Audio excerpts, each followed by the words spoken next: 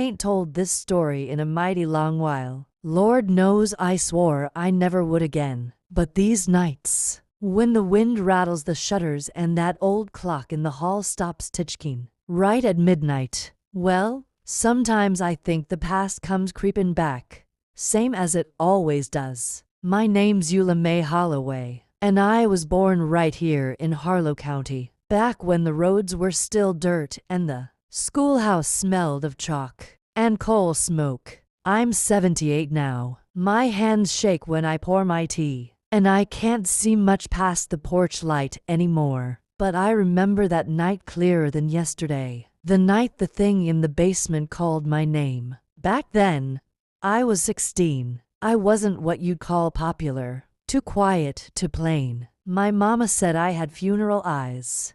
I liked books better than boys, and I stayed late most days, helping Miss Crawley tidy up the classroom. She was a kind woman, though her smile never quite reached her eyes. The Harlow High building was old even then, 3 stories of gray wood and whispering halls. It was the last week of October, 1959.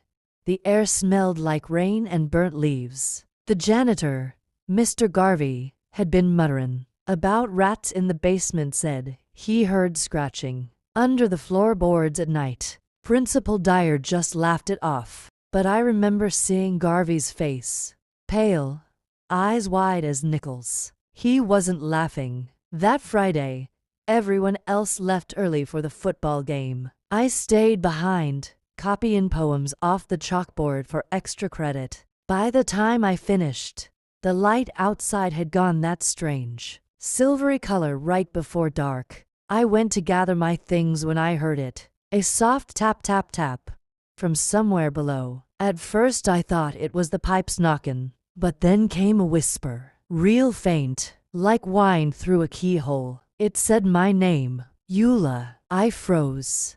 The sound floated up through the grate in the floor, where the heat came up from the basement furnace. I knelt down, heart hammering, and I swear I felt cold air rising from below, smelling of damp earth and rust. I told myself it was my imagination. The mind plays tricks in an empty school. But curiosity, Lord help me, curiosity's a sin that's hard to shake. I lit the lantern by the door and started down the back stairs toward the basement. The steps creaked like bones. Each one groaned under my weight. The air grew colder with every step, until I could see my own breath clouding in front of me. When I reached the bottom, the lantern flame flickered near out. The basement was bigger than I remembered. Long, low ceilings, rows of old desks stacked against the wall, and in the far corner, the big iron furnace rumbling soft. Water dripped somewhere, steady as a heartbeat.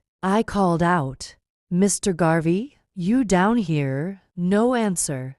Just that same tap tap tap.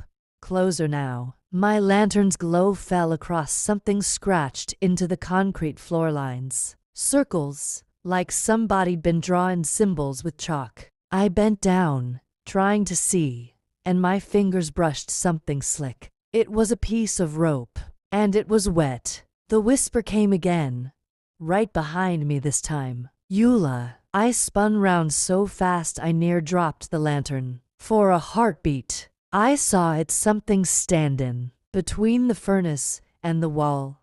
Tall, thin to thin. It had the shape of a person, but wrong, like every bone was bent the wrong way. The face was white as chalk, eyes black as coal holes, and its mouth, oh Lord, its mouth was wide, like someone had torn it open to the ears. I screamed, but the sound barely made it past my throat before the thing started moving, all jerks and twitches, like a puppet with its strings pulled by the devil himself. I ran.